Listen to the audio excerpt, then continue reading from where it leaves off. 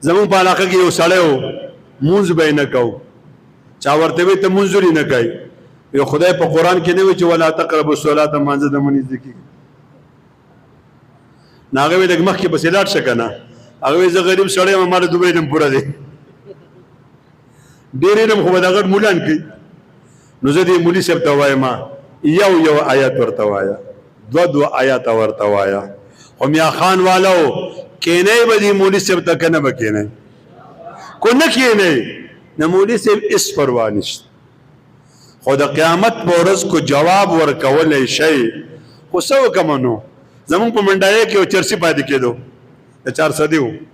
زما ورور ته که منځونه کوه قبر دی او عذاب دی او فرشتې دي او بخل دي نه دا خو چرسي و داسې پوډري و دا ورته داسې کاته وی چې مونږ تنګ شو جو مونږ به هم لاس ور واچو نو